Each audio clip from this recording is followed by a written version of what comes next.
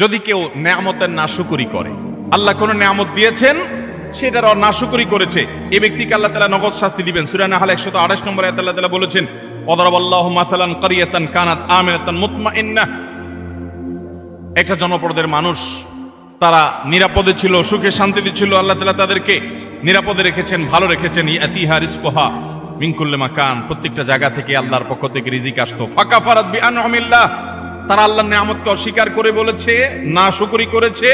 ফাযাকাল্লাহু লিবাসাল জুই ওয়াল খাউফি বিমা কানু ইয়াসনাউন, তাদের এই নাশুকরির কারণে আল্লাহ তাআলা তাদেরকে আল্লাহ রাব্বুল আলামিন দুর্ভিক্ষ, অভাব অনটন, আশঙ্কা এবং ভয়ের শাস্তি দুনিয়াতে দিয়েছেন, আখিরাতে তো বটেই।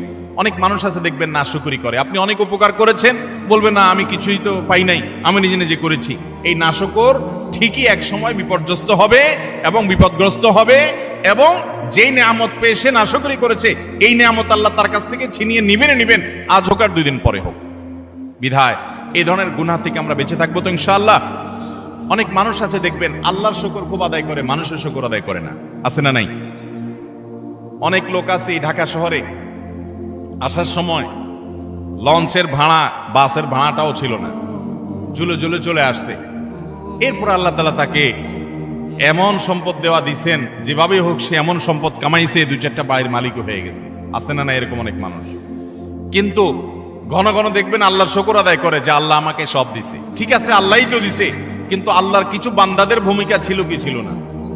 তাদের নাম মুখে নিতে রাজি না, নিলে তো ছোট হয়ে যাবে, আছে না না এরকম চরিত্রের মানুষ।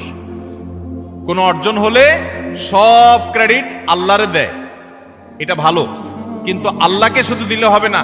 কোন বান্দা যদি আপনাকে উপকার করে, আপনাকে এই পর্যন্ত আসতে সহযোগিতা করে, তো তার কৃতজ্ঞতাও আপনাকে আদায় করতে। নবী আলাইহিস সালাম বলেছেন, মাল্লাম ইয়াশকুরিন নাস লাম ইয়াশকুরিল্লাহ, যে মানুষের কৃতজ্ঞতা আদায় করে না, অকৃতজ্ঞ হয়, সে আল্লাহর প্রতি অকৃতজ্ঞ, সে আল্লাহর কৃতজ্ঞতা আদায় করার কোনো মূল্য হতে।